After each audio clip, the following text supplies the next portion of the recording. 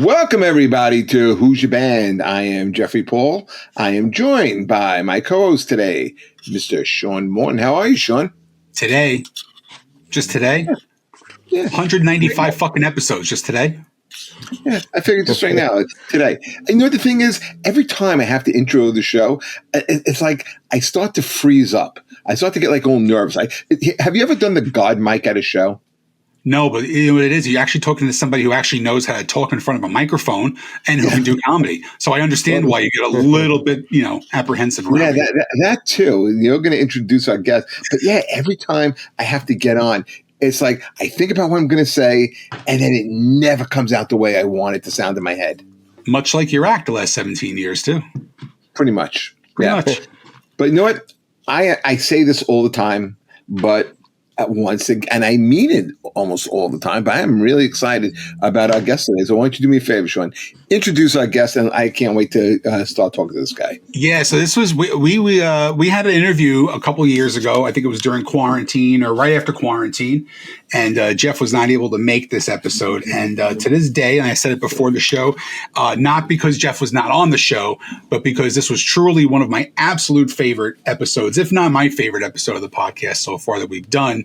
The first time I got to interview him, our good friend, Mr. Chaunce Hayden, is going to be coming back on today to plug his new book, which is called 50 of the Funniest People of All Time, 3 Decades of Legendary Interviews. So if you haven't heard him on the Who's Your Band podcast, which you probably haven't, you definitely, if you lived in North Jersey in the tri-state area, read Steppin' Out magazine, you know him from there. You also know him from Howard Stern. Again, great author as well. Amazing person on the microphone. My buddy, Mr. Chaunce Hayden. How you doing?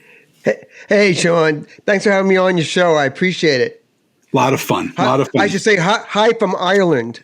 Yeah, that's the thing. So we normally tape a little later, but you guys don't know what time we're taping now. But we had to cut it a little earlier because my buddy did agree to do this, and he is on a 5-hour time difference. So I really appreciate you staying up late. You are not of the young persuasion, so I understand this is way past your bedtime as well. I took a nap around 6. So I'm okay. I see you wearing the hat. So I asked this question to Jeff off the air, and it's something that I was really interested in. I figured you would be the person to ask this question to. So you were, you're born and raised in the United States. You moved over to Ireland a few years ago, but you still keep in touch with the people over here, obviously from the United States and stuff like that. You are a Trump supporter, which I've known. I knew that personally, but what is the opinion of him over there in Ireland, and what is the opinion of how America is right now? That's a great question. A few years ago, when Trump ran for the second time and lost, Trump was hated in Ireland, and Biden. Why was he hated? Because of the way he's presented. The media here in Ireland is state-run. It's different than the United States. Gotcha. The government owns the media. Wait, hold on a second. Is it really that different? Yeah, I know what you mean, but as bad as the media is in the United States, you still have Fox against MSNBC, and you still have Newsmax, and you still have some degree of different opinions. Here you don't. Here it's all it's anything conservative is hated. It's ultra woke left wing. So the people here only get their information from what they're told. And they've been brought up on that. They've been brought up to believe the media, Although, to answer your question, that's changing now. It's definitely changing because people now love Donald Trump. Hated him a few years ago, thought he was the orange man bad kind of thing, and Joe Biden was Mayo Joe, and he was an Irish president. I would say he's the son of Ireland. Yeah, he was Mayo Joe. So, but little by little, the truth has gotten out. And 4 years of Joe Biden, it's hard to hide. It was hard to hide it from Europe people here began to see it. They can only keep a lid on it for so long. And the biggest thing is we have the same problem here that they have in America with illegal immigrants coming in and then getting everything. And the people kind of getting ignored. But only it's magnified here because Ireland only has 5 million people. So you start letting in thousands and thousands of illegal immigrants. It's a little island, and it's exaggerated, you know, where in America you can kind of spread out into all these little towns, communities across the entire nation. You can't do that here. And so people started getting pissed off, and they saw what Trump did, and they saw Trump promise he was going to get rid of all the gangs and the illegals, and he did it. He did it. So people here see it, and they're like, wait a minute, Trump's amazing. We want Trump to come here and do that. How was it reported then? If the media controls everything, social media. So people are learning to go and get their news elsewhere. You know, they're starting not to believe what they're getting here in Ireland, and they're starting to go to YouTube and you know, they're listening to Joe Rogan, they're listening to Megyn Kelly, they're just listening to other people, other podcasts, and or I should say podcasts in general, and they're getting a different story than what the news media is telling them here. You know, I play it very middle ground with a lot of things. I try not to go into politics, and even on stage, you know, personal life. I mean, I don't do the pro-Trump or the pro-left or whatever thing, but yeah. You know, when you, I know which way I voted. I know which way that I sway. I tend to sway more right than I do with anything else. But I always try and give the benefit of the doubt for a lot of people. I try and always believe that there's a lot of truth to a lot of things that you're hearing. When I saw yesterday how they came out with how aggressive this cancer is that Joe Biden has, all that says to me is, they have known, you know, I'm not a conspiracy person. I don't believe that the government, you know, that the government is every single thing is behind your back. I don't believe in that, you know, but this was the most blatantly horrific cover up of anything we can ever see in our lives. When they're saying that we had no idea, Now you're telling me that this guy has a stage 4 metastatic cancer that was missed on his White House physical just over a year ago. It's complete and utter bullshit. But does it shock you? Does any of it shock you anymore? After what we've seen the past 4 years, it doesn't surprise me. Nothing surprises me. Everything's a lie. Everything's crazy. Everything that the left says about Republicans and MAGA and Trump, it seems like everything is them. It's them. You know, it's unbelievable. It doesn't shock me. No matter what they do now, it doesn't shock me. Sure, so I'm just like rolling my eyes now. Yeah, I don't think it should shock anybody. I mean, listen, I hope the best for Joe Biden. I really do. You know, I don't wish that on anybody. But I also think the timing of it is kind of curious when you have the Jake Tapper book and the other book that's about to be released. You had her interviews that are being released. And I think a lot of this, I think maybe the timing of it is to deflect away from that a little bit, because you're like, listen, you know, he's got stage 4 cancer that has metastasized. You know, maybe cut this guy a little bit of a break. I mean, how much 100% what can you dump on him? That's what I think. 100%. Yeah.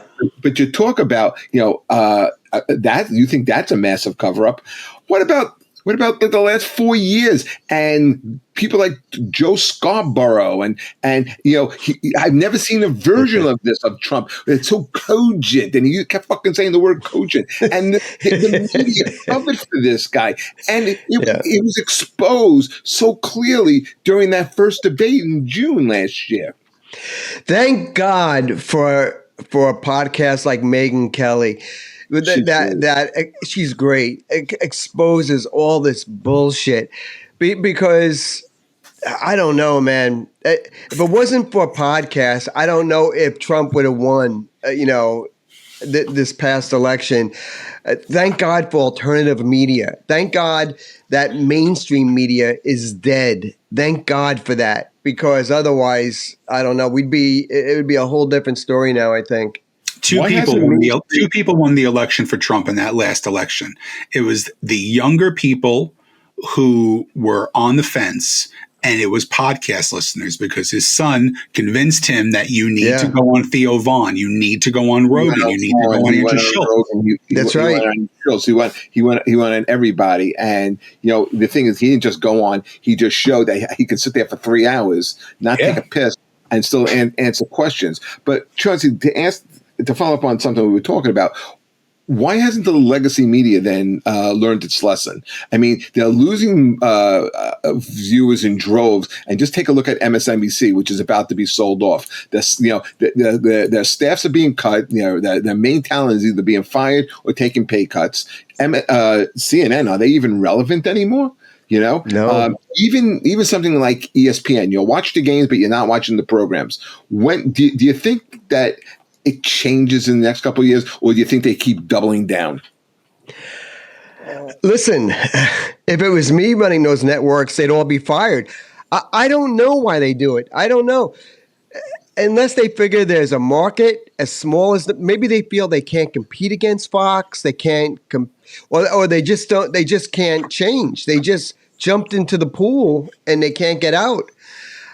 I don't know what it's going to take. But I'll tell you this: why can't they report the news straight down the middle? That'd be a unique change. When I was you guys might remember. I'm a little maybe older than you guys, but when I was a kid growing up in the 60s and 70s, the news, you never knew what their opinion was politically. Right. You never said it, and you never knew. They Walter just got Cronkite was as left as it came, but you never knew it.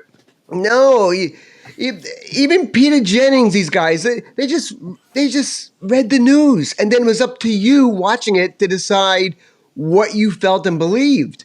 This whole thing now where there is no news anymore. It's just people on shows that are supposed to be the news telling you how they feel. Like, I don't care how they feel. I don't care how Joe Scarborough feels. By the way, I'm banned from MSNBC, and I wear it as a badge of honor. They kicked me out of there. I was on that show once, and they escorted me out of the building. Which show were you on? Joe Scarborough. On Morning Joe? Yeah. It was when they used to film it in Fort Lee, New Jersey. And I don't know if you remember, they had the studios there, and they asked me to come on to talk about. This was like a big story. I don't know, maybe 8 years ago, where girls in grammar school were wearing beads around their wrist, and the color of the beads represented a sex act. So if they wore like red beads, it means they gave, I don't know if you can say it, a BJ. If they wore like orange beads, it meant they went all the way, or they were into this, they were into anal. If they had brown beads, and these were grammar school kids, and it was a big scandal. It was in the front page of the Daily News. So they asked me to come on and give my opinion, but they wanted me to defend the beads and say these girls have a right to do this. And I'm in the dressing room, and they're putting makeup on me and doing that stuff. And the producer comes in and says, okay, you're going to be the guy that says you're for the beat. And I'm like, what? What? I mean, I can't tell you how I really feel. And like, no, we need you to say this. And I didn't say anything. And then they went live on the air, and I said, can I just tell you what just happened in the green room? I was just told by your producer what my opinion had to be for this segment. I said, I'm not doing that. No way am I for grammar school kids promoting sex acts on their wrist. I go, that's nonsense. I'm against it. And I think it's utter nonsense that you would have your producer tell me what to say. And they had security come in and kick me out, and I was never allowed in the NBC studios ever again. Well, no one watches anyway. No. But in those days, I think people did. But no, now I think more people watch Howard Stern than MSNBC. No one watches him either. Listen, I did want to ask you, because I was glad we had you on. I wanted to ask you on recently. This week when your thoughts on Bruce Springsteen's comments about Trump and motherfucker. Is there like, is that something that they should share on stage, or that's something, hey, look, you're a musician, keep your opinion to yourself. What's your thoughts on that? He's a traitor. First of all, he's a fraud. I'm not going to sit here and lie to you and say I don't like Bruce Springsteen music. I've been to his concerts. I love them. I was a fan of Bruce Springsteen for, all my life. Thought he was great. And then he opened his big fucking mouth.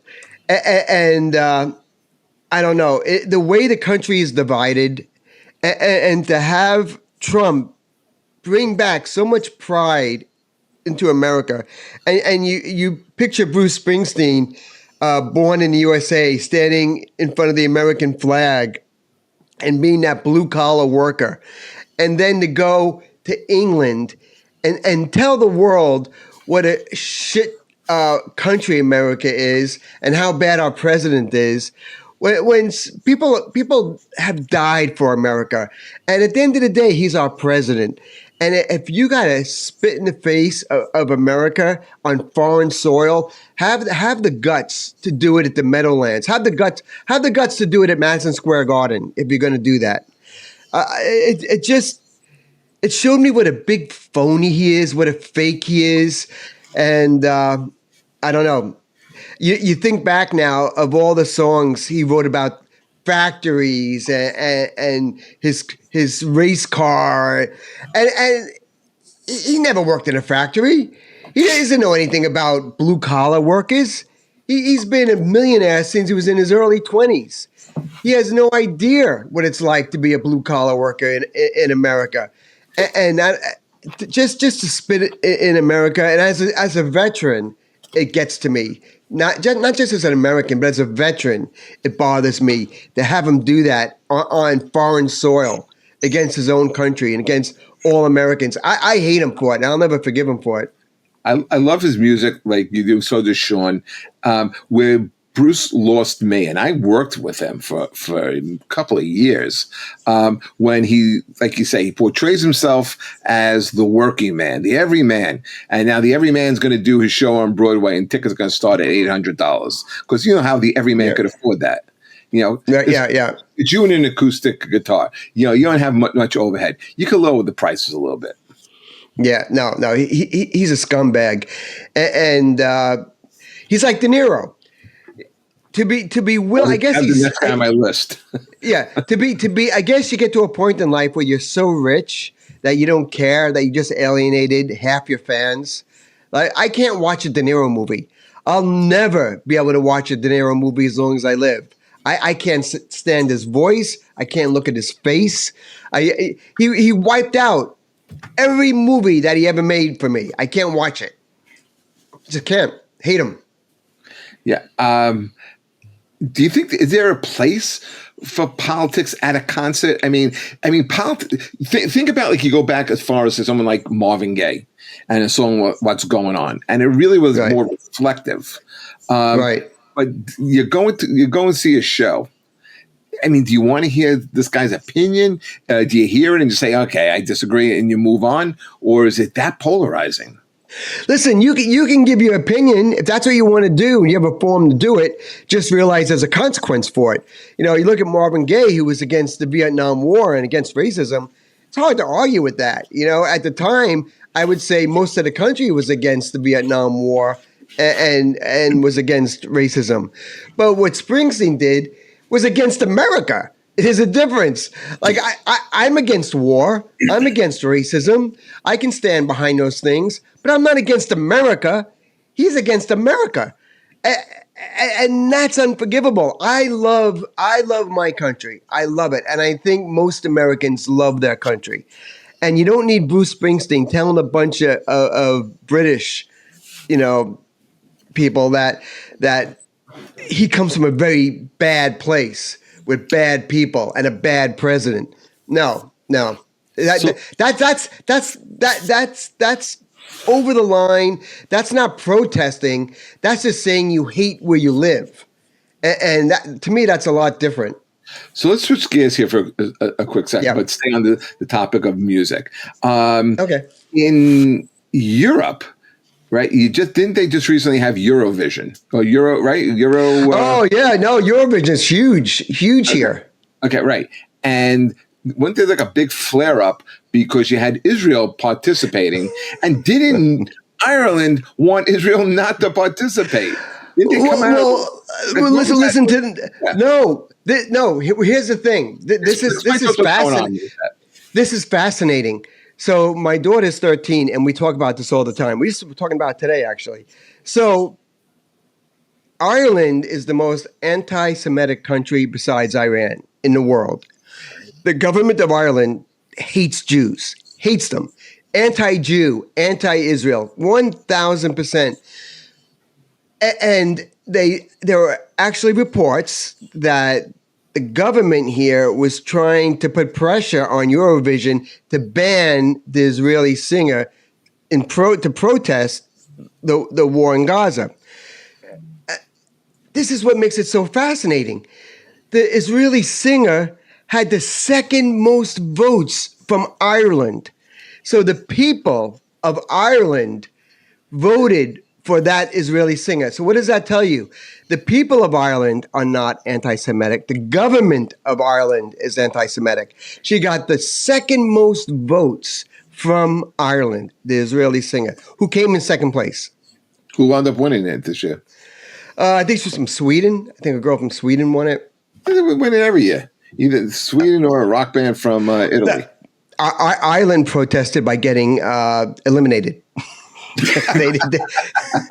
But I was very shocked to hear that the people of Ireland came out and voted for Israel. So I was stunned by that, because you drive around Ireland and all you see are Palestine flags. You don't see any Israeli flags.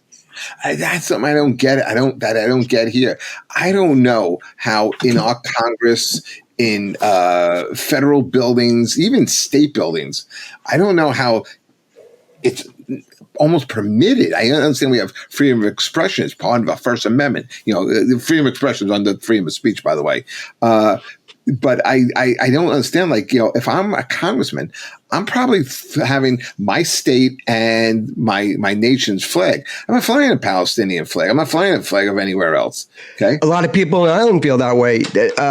You don't see them hanging up anymore. A lot of people in Ireland started protesting the flag, saying this is Ireland, it's not Palestine. Exactly. They started calling it Pattystine. That's how crazy it was getting. That's exactly it. And the thing is, I don't think. I think protest. Tell me if you think I'm wrong on this, both of you guys. I think protests have lost their sting.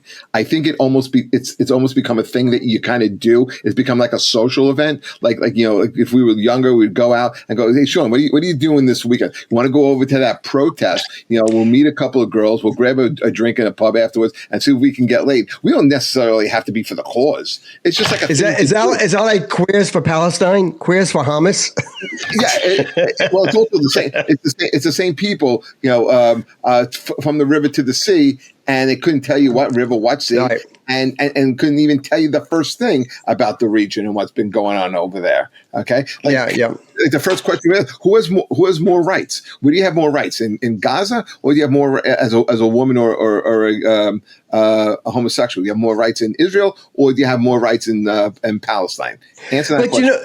But you have to look back in history, and America has a very long history of protest and riots. You go back to the Civil War, when in New York City, right? They started the draft for the Civil War, and if you had $300, copperheads. Yeah, you could buy your way out of it for $300. So all the poor people living in the poor sections of Manhattan had a protest. They actually marched down Fifth Avenue and killed hundreds. It was crazy. They broke into all the rich people's homes. They hung people by the neck. They broke into a black orphanage, and they were chopping up kids into body parts and then walking around on sticks and waving them. This was in New York City during the Civil War. And then you can look back at the Vietnam War, and I can remember those protests. Kent State where we actually had our own military shooting college kids. Can Well, you you know what imagine? happened. Can Yeah, you well, you know what imagine happened today? with Kent State. What happened with Kent State is they call in the National Guard because they get inundated by a couple of thousand students, and I think the National Guard overreacts here a bit because they said that they heard a sniper fire, which was vehemently denied, and then they open up and they open up on an unarmed crowd, shooting 68 times, killing. Could you imagine that happening today? Oh, forget about it. Are you kidding? It would be a mini series on MSNBC and CNN. It's so we have a history of this. This is, I think, par for the course. I think the only difference is we didn't have cell phones and social media That's right. then. That's right. Imagine in those days if we had cell phones and social media, it would be just like it is today, maybe worse. Great point. Great. And the thing is, I think it's every generation, and I think a generation used to be defined in 40 years. And now I think it's a little bit longer than that. I would say it's more like 50 years, possibly 60, because you had real upheaval in this country in the 1920s. Then you had radical upheaval in the 1960s. And now you're seeing it, I think, in the 2020s. Listen, in 1981, I had a mohawk with safety pins in my cheek, walking around like a punk rocker with a dog collar around my neck. So, we're all idiots at one point in our life, and we all rebel. I think it's normal to rebel against the norm in society. So that doesn't alarm me too much. It's just that now everybody has their own platform, where before social media, everybody didn't have a platform. There were 5 TV channels and a couple of radio stations, and that was it. And after that, nobody really heard what you had to say. Speaking of platforms, what's happened to your friend Howard Stern? Did you see this change coming? Was he always like this behind the scenes? You could have the exact same conversation about Bruce Springsteen. I don't know what happened to these people. No, I think Howard. I've given this a lot of thought with Howard, and there's a couple of reasons. One, his kids. I think as his kids got older, and from what I understand, he doesn't have the best relationship with them, because of his past and because of who he was. And I think it's an attempt to try to get love from his children again, who really can't stand him since he divorced their mother. I think that's part of it. I think Beth, his wife, is part of it. I think Howard wanting to stay on the air is part of it, because if you look back of all the things Howard did over the 30 years, when the Me Too movement started, Howard would have been off the air. Howard had a choice to make. He could have said, hey, throw me off the air. I don't care. I'm Howard Stern, and face the consequence of being Howard Stern. Or he had the other choice was keep making $500 million a year, whatever he makes, and say, I denounce it. I denounce all of it. That's not me. This is the real me. And I think Howard wanted to keep Beth in the lifestyle she's accustomed to. I think Howard wanted to stay in the lifestyle he's had. I think Howard loves having celebrity friends. He got very intoxicated by it, and he didn't want to go back. And he's old. So he didn't want to be Howard Stern from 1995.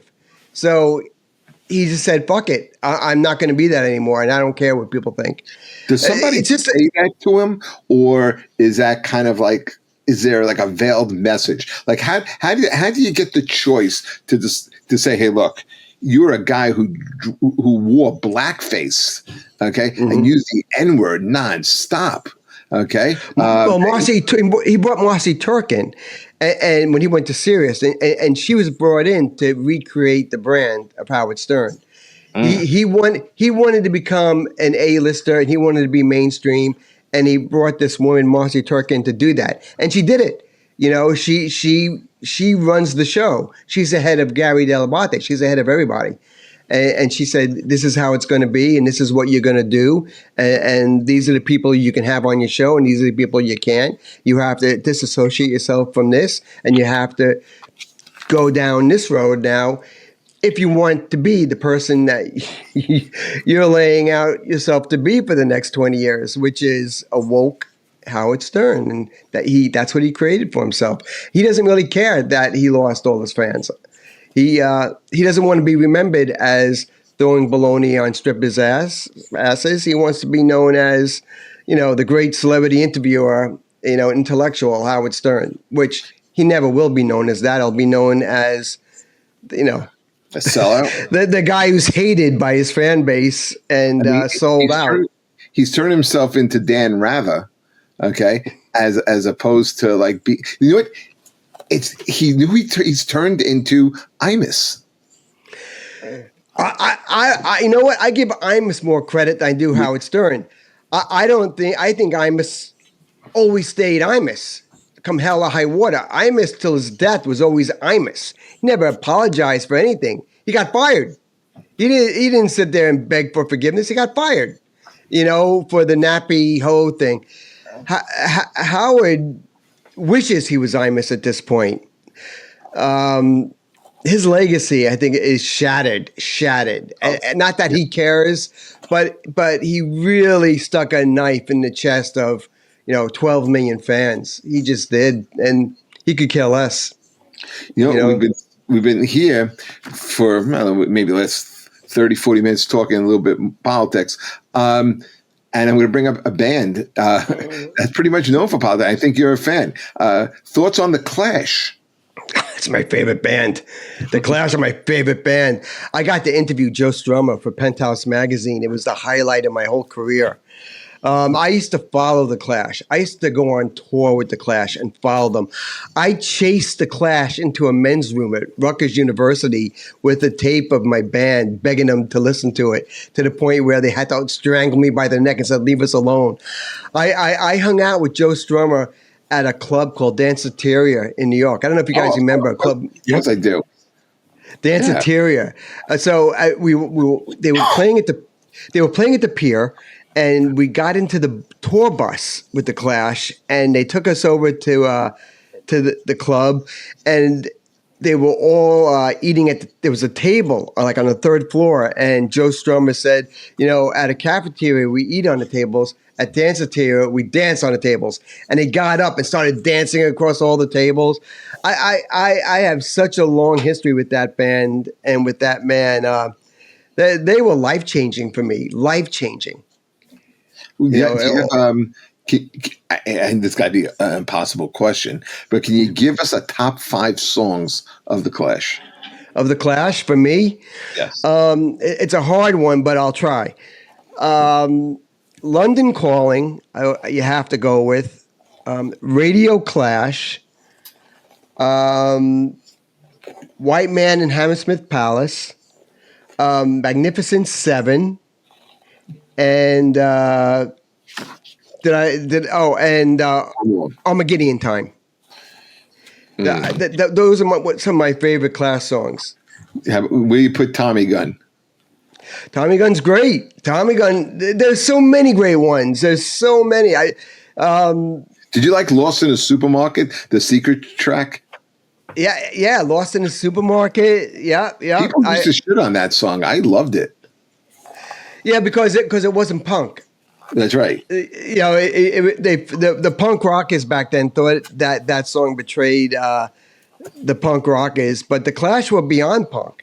They started punk, but they went so far beyond it into rockabilly, reggae, rap. The Clash were everything. I saw them at Shea Stadium opening up for The Who in 1982. Me too. Were you there? Yeah. You were there? It was supposed to be The Who's the last show, the final tour. Yeah. Meanwhile, me and Adam are going to go see them next month. Yeah. It's how crazy is that? It's 2025. In 1982, they had their farewell tour. But yeah, I saw that. I think that was the last time I saw The Clash. I think they broke up very shortly after that. Oh yeah, my favorite, the only band that mattered to me, the only band that ever mattered, the only band I like.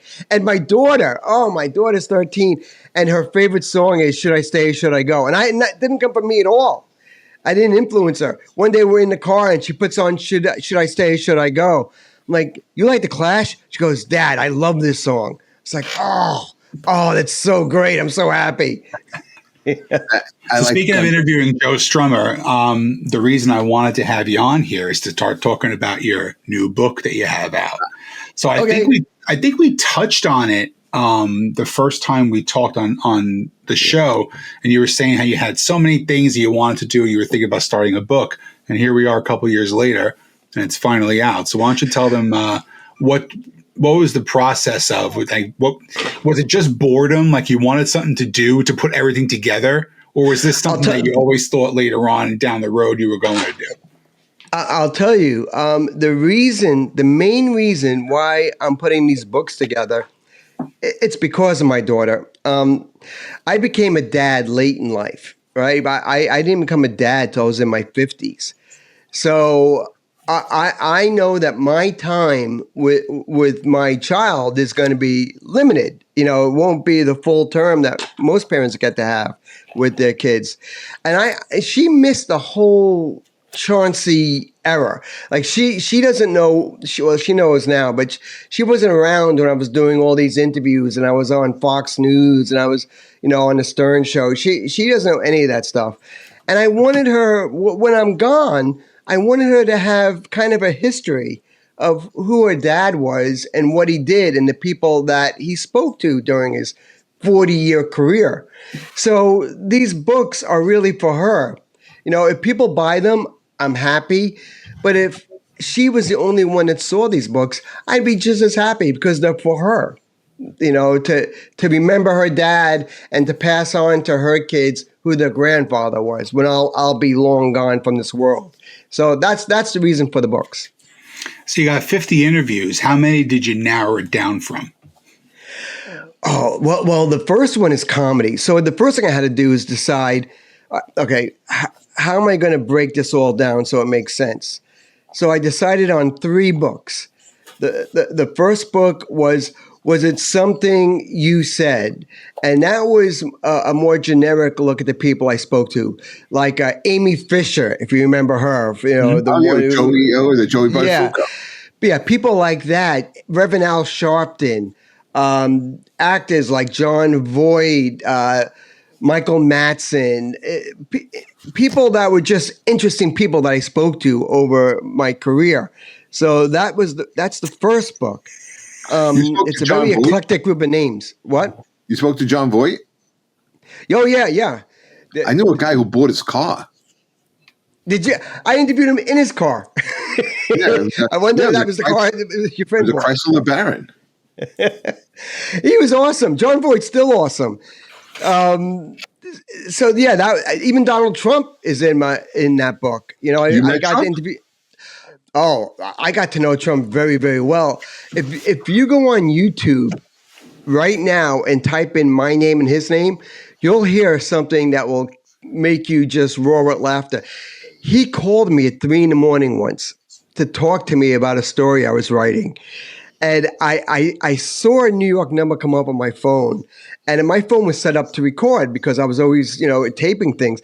So I said, I gotta record this because it was Norma, his assistant, and she said, Chauncey, I'm sorry for the late call, but Donald really wants to talk to you. Do you mind talking to him?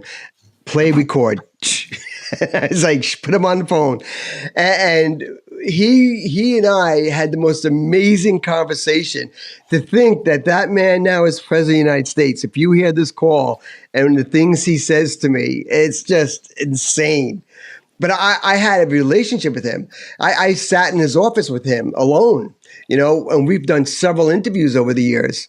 He had me look out over the window of his office at the Trump Towers, and said, Chauncey, you see all those buildings along the West Side Highway? And this is, I don't know if you remember, right before you get to the Intrepid, there was these tall residential buildings. And I said, yeah. He goes, I've been trying to buy those buildings, and those bastards won't sell it to me. So you know what I did? You see that landfill in front of those buildings? I said, yeah. He goes, I'm buying that landfill. And you know what I'm going to do? Those buildings are 40 stories high. I'm building 50-story apartment buildings in front of them. And he did. He did. Today, if you go down the West Side Highway, you see the Trump apartment buildings in front of those buildings. That's great. So, yeah, so Donald Trump's in the book. So that was the first one. The second one was comedy. I've interviewed so many comics over the years, and there were just too many to leave out. So I said, I'm going to do a separate book of just comedians. So I went through the list. I couldn't put 100 comedians in a book. It's just too many. Maybe a second book of comedians. But for this one, I picked 50 that I thought were just the best interviews, that were controversial, that made headlines when I spoke to them. People that were icons of comedy, like Richard Pryor, George Carlin, Robert Klein, people like that. And they're in. Interview Dice? Yeah, of course. Oh, Dice many times. Dice actually. My interview with Dice caused a riff with him and Stern that lasted for almost 20 years. Howard had just made fun of Ryan White. Remember the boy who died of AIDS? Yeah. He was 12 years old, and Howard was making fun of him. And in my interview with Dice, he goes off on it, saying that he felt that was disgusting. And, he really told me how he felt about Stern. Well, Stern read that whole interview on the air, got Dice on the phone. They started going at it. And I think you can even hear that on YouTube, too. And they didn't talk for almost 2 decades because of it. Sam Kinison, there are so many in this book that are just unbelievable. George Burns, and they're fascinating interviews. There's Roseanne Barr, go on and on. Rosie O'Donnell? Not Rosie O'Donnell. She's not in. I never interviewed Rosie O'Donnell, actually. But, Michael Richards is in the book. That was right before he made that screw up. Yeah. Gilbert Gottfried. I'm trying to think. There's so many. Richard Pryor, Bill Maher, Tommy Chong, Tom Green, Jim Brewer. Just such an eclectic group of comics. So anyway, that's the book now that people can buy, and I had it done so it's like a coffee table, hardcover coffee table book with amazing photographs in it as well, along with the interview. So it's like a collector's item. If you're into comedy, it's almost something you should really have in your collection. I read it myself, and I'm the one that did the interviews, and I'm like, wow, I'm actually enjoying this, reading my own interviews. Do you have a they're website? Just good. No, I don't have a website. Right now it's on Amazon. You can buy it on, if you go to Amazon and type in the book's name. Or I get an autographed copy of this book. I mean, this sounds like an amazing book. It's an amazing book. It really is. And the one I'm working on now is music. Now, the music one, I'm actually going to put 100 musicians in it. It's just too many great ones to just put 50. So I'm going to go less with the photographs and just the interviews. 100 musicians, from rap to country to rock and roll to hip hop, reggae, you name it. DJs, anyone that has anything to do with music over the last 50 years is in my book of music. James Brown, B.B. King, Vanilla Ice, Eminem, Madonna. It's just The Kiss, Metallica. It's just such a wild group of names of people that you've heard on the radio for 50 years. And that book, I'm having so much fun writing it. It's incredible. If you take it, so you have all these interviews over 40 years, right? Yeah. Think of I love doing lists. Jeff loves doing these things too. You take your top 5 interviews that you went into and you were like, this is going to be amazing. And they were complete, total pieces of dog shit. Who were they? There's Dennis Miller, Johnny Rotten, Ellen Page, now Elliot Page. I can see all three of those immediately. Okay. Cyndi Lauper. Okay. And George Carlin. Well, let's back up here. Why Cyndi Lauper? You know, she did one of these things to me. I might have been wrong for how I phrased the question. I get it, but it didn't deserve the response I got. I said to her, I asked a question like this. I said, what would Cyndi Lauper do if such and such thing happened, 5 years ago? And she looked at me with this disgust, this hateful sneer, and said, "Are you joking me?" And I said, "Well, you didn't hear the question?" She goes, "You're talking to me, and you phrase a question. What would Cyndi Lauper do when you're talking to Cyndi Lauper?" She goes, "Do you know how stupid that sounds to ask me a question like that?" And I was like, I just wanted to tell her, "Fuck you! You know what? Fuck you!" I was so mad. I never got over it. I can't even look at her face now. Didn't like her. And Ellen Page is another one.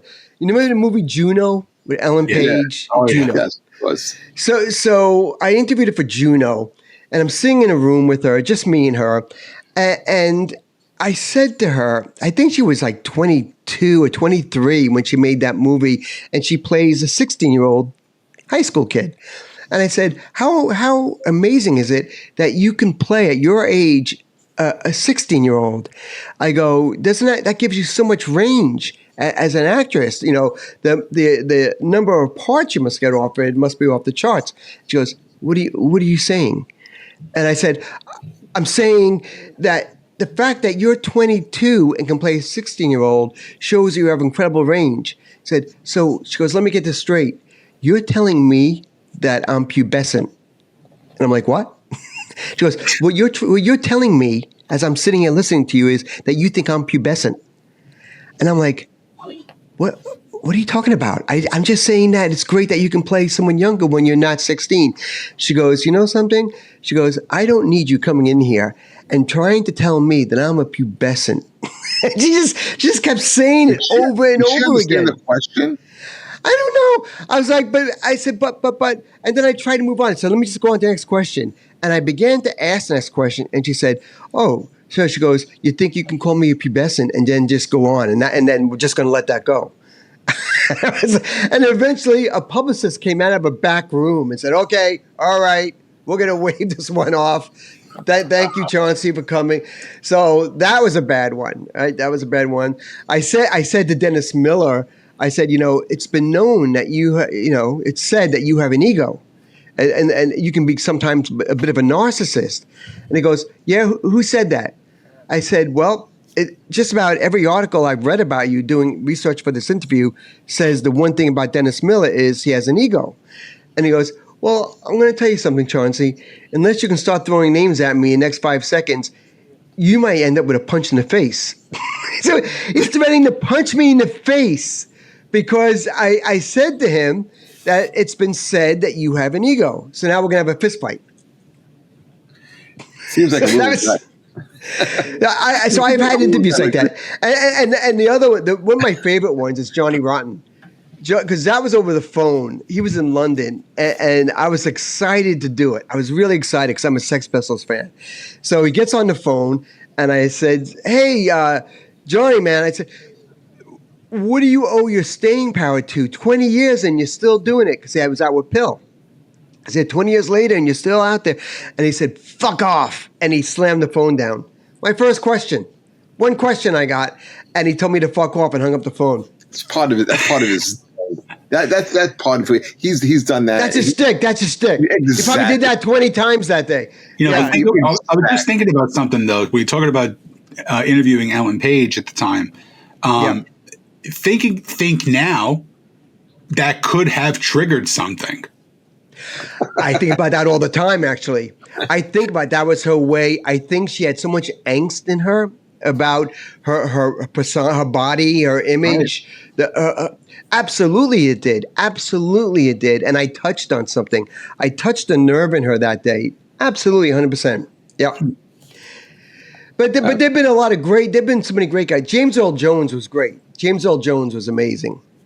I interviewed him, and he was so nice, like your favorite uncle. And we were trying to think of we were talking about the book, Catcher in the Rye. And for some reason, we both blanked out and couldn't remember the author's name. And I said, oh, it's driving me crazy. It's going to come to me. And I said, all right. And then we said goodbye, and I went home. Later that night, I'm in bed sleeping, and my phone rings. And I pick it up, and it's James Earl Jones, and all he does is go, J.D. Salinger, ha, ha, ha, ha, and he hung up the phone. I love him. Oh, my God. He was great. So I've had a lot of good ones. You know, I became friends with a lot of people over the years. It's just been such a great career of getting to meet all these people and getting to ask them questions, you know, that anybody would want to ask them, to have that ability to do that. I've been very lucky to have that opportunity. Did you get Stern in the book? Oh yeah. Stern's he's in the first book. Yeah. I got to interview him. It's actually a very good interview. A lot of people say it's the best interview he's ever done because we talk about his divorce. We talk about religion. He was candid with you? Very candid. We talk about his divorce and we talk about God. We talk about so many things that he would never say on the air. Things that he never discussed publicly, we get into in the interview, and it's probably the best that I've ever read from him. And I'm not saying because it's mine. It's just he's just so revealing in it. It's just such a great interview. Now, am I wrong for saying this? But you didn't have to have any issues as far as clearing any of these interviews either, because you already did them. Yeah. They're just people I spoke to over the years. You know, they're not for broadcast. I'm not broadcasting them, or you know, they're part of my life. You know, they're just part of my existence on this earth is sitting down and talking to these people. And yeah, but you bring up a good point though, because I don't know if some of these interviews people would want in the book because of how they are in the book. One example would be Jim Brewer, for Goat Boy from SNL. Oh yeah, I love Jim Brewer. He's a great guy, but when he did the interview with me, he was on SNL. And it was the week that Rolling Stone magazine came out, and half the cast was on the cover of Rolling Stone, and Jim wasn't in the photo. Half the cast wasn't. And I said to him, I say, how does that make the rest of the cast feel that half of you are on the cover of Rolling Stone magazine and half aren't? How did they make the cut? How did they decide who gets the cover and who doesn't? And how does it make you feel not to be picked for the cover of Rolling Stone? And he at that point, they could have said, listen, we're a team. We're a team. And the fact that the show got that kind of attention is really at the end of it matters. And, we're all lucky to be on the show. He could have said that. He didn't say that. What he said was, listen, we're all pretty upset about it. He goes, we think we got fucked over by Lorne Michaels. He was the one that made the call. And, to slap us in the face like that, it's causing a lot of tension on the set. And a lot of people are having a hard time with it, to be quite honest. Well, that came out in the interview. And page 6 of the New York Post did a whole giant headline on it with all his quotes. And that afternoon, Lorne Michaels called my office and said, can I see a copy of the interview? We sent it over, and the next day, Jim got fired. Oh, my God. So he called me up and said, Chaunce, you fucked me. You totally fucked me. I got me fired from SNL. And I said to him, I go, did I really get you fired from SNL? I said, you're doing an interview. We once sing in a bar as friends, and I overheard you say something, or you told me something in confidence, and I told it to the world. In an interview for a magazine, I asked you what you thought of not being in Rolling Stone, and you told me how you felt. I'm not your publicist. I don't get paid to protect your career interest. I get paid to get answers from the people I talk to about how they feel about things. I said, I'm not here to make sure that you say the right things to protect your career. I said, I'm here to see if you'll talk to me honestly about how you feel. I go, the mistake you made was saying something that got you fired. I said, if it was me, I would have said, listen, Chauncey, or I would have said, Chauncey, off the record, I'm fucking pissed. But on the record, I'm just going to say, we're happy. We're happy. Gets our name out there. So, but off the record, I'm pissed. But you said on the record that it was all Lorne Michaels' fault and you're pissed off at him. I said, so who you got yourself fired? I wouldn't trash my boss publicly and expect to go back the next day and have a job. So there have been times like that, in my career where people got hurt because they talked to me. But I never felt guilty over it because it was always on the record, and everybody's all adults, and you're responsible for your answers. It was never my job to filter them and protect them. That's a publicist's job. 100%. So they should have the wherewithal to understand that, even though you are my friend or whatever, if you have a microphone in your hand or you are talking into a recording device or you agree to do an interview. You say, yes, I'm going to say, why are you talking to me? It's talking to me to do an interview for a magazine. Why would you say anything there? But it's amazing how many people do. How many people say things that hurt them and then get pissed off at the interviewer. I've always been just fascinated by that people, they ramble and they say things that they later on wish they didn't say, but then blame the interviewer when it comes out. Do you think it's more of their ego, or do you think it's more to your credit of actually being such a good interviewer that you become more of a friend in the middle of the interview? I think it's a little bit of everything. I think it's good that you can make someone so relaxed that they feel they can tell you anything. But I think that's part of the skill of interviewing, is that to get people to want to tell you truthful answers and to want to have a conversation with you. The worst thing in interviews have one-word answers, right? I've had those too. You're like, well, this is awkward. Yeah. There's a famous Jerry Lewis interview. I don't know if you ever heard it. There's a great Jerry Lewis interview where this poor guy is interviewing him and he just gives him one-word answers. Oh, my God. I heard that. That is so cringe. It's hard to watch, right? It's hard to listen to. Yeah. He was such a jerk. Yeah, well, people in my profession, we've all had those. So to get someone to ramble and talk and be able to relate to you, that's a great thing. So I guess that is credit to the interviewer to create that environment. And then there are just some people that just don't know when to shut up. They just don't know. Like even as I'm talking to them, like, no, oh my God, oh, this is going to be so bad. This is going to be so.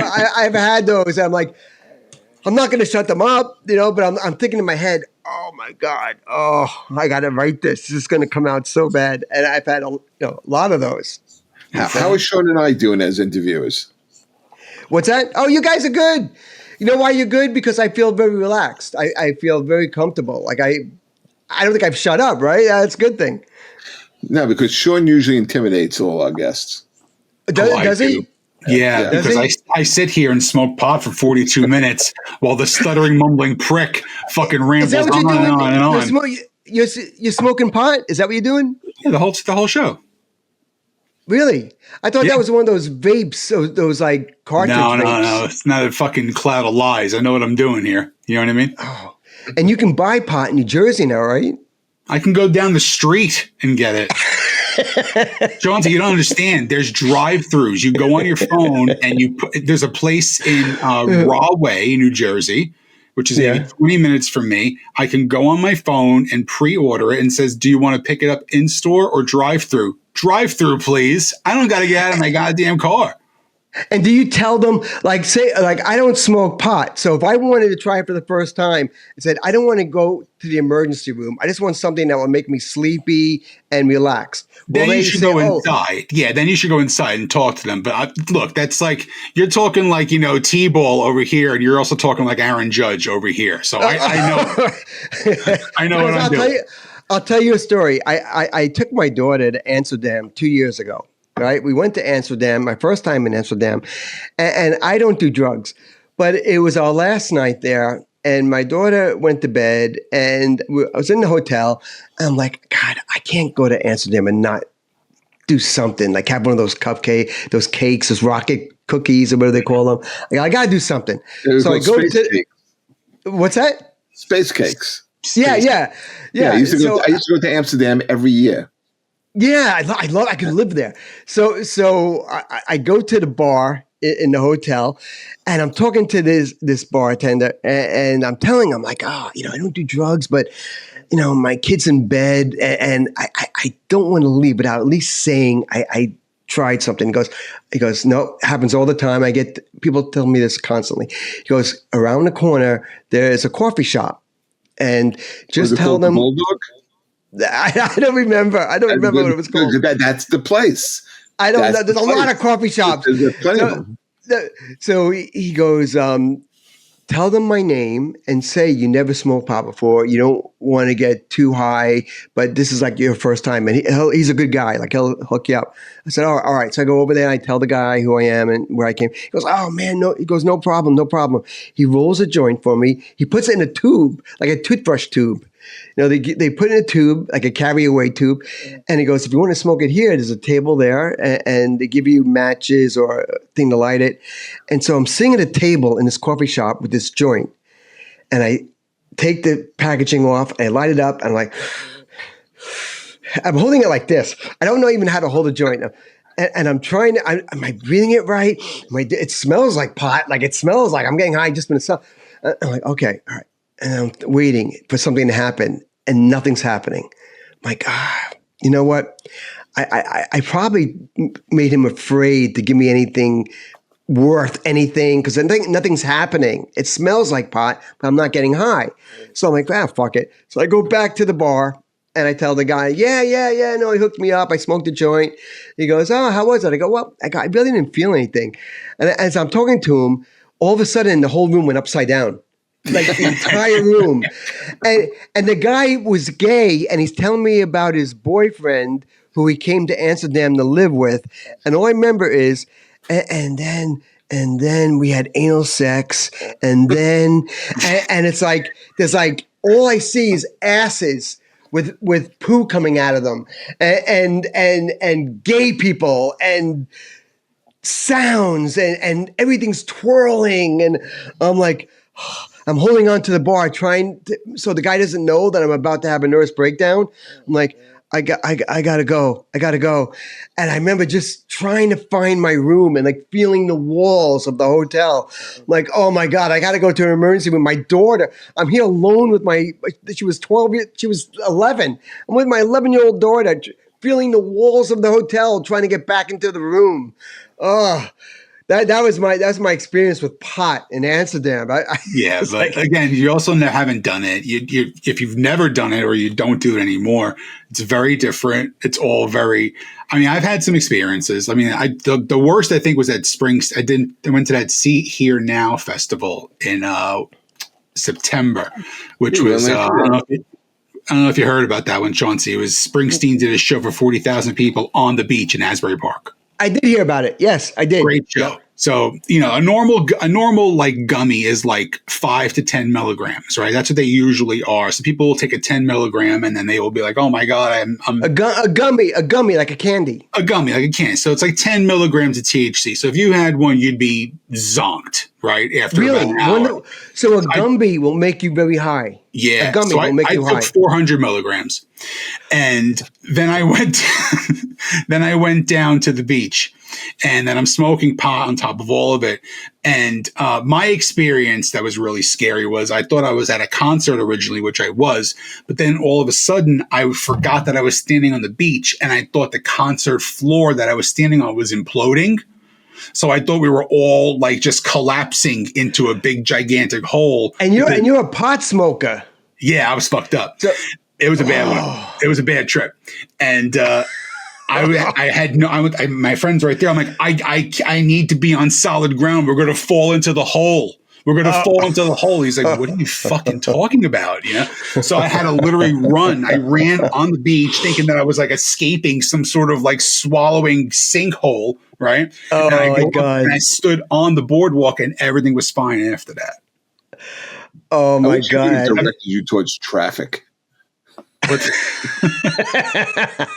well, listen, when I'm coming to New Jersey in July, I'm coming to New York in July, and I want to try like to sleep at night. I want to get a gummy that makes you sleep.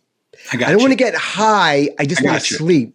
I got you. What do I get? What do I do? You let me know when you're here. You let me know when you're here. Really? Yeah. I don't want to have an acid trip. I just want to get very drowsy and fall asleep. Yeah, well, just take a melatonin. That doesn't work. No, I'm an Ambien guy. Like once you take Ambien, melatonin's a Flintstone vitamin. Like you know, you gotta get the right one. I take Ambien. I take Ambien and NyQuil and Xanax, and that doesn't knock you out. Knocks me right out. But it's the greatest way for me to fall asleep. Xanax, Ambien, and NyQuil all together. Boom, boom, shot. And that's how I like to go to bed. I just lay there, and in 15 seconds, like anesthesia. It's like anesthesia. And 40 years ago, let's go back into the time machine with Chaunce and interview him 40 years ago. What's those three things? It's Coke, it's booze, and it's hookers. Now it's fucking Ambien, NyQuil, and fucking Z-Quil. I did Coke in the 80s. I did, I used to bartend, and people used to tip you with Coke. You used to get like aluminum foil with Coke. And remember in the 80s how big Coke was in New Jersey? Like everybody had Coke. I used to work the door at a club in the city on 27th and I think it was 11th or 10th. It was owned by Dieseland. I think it may have been, I can't remember the name. It was the Toolbox. No, it wasn't the Toolbox. The Ramrod.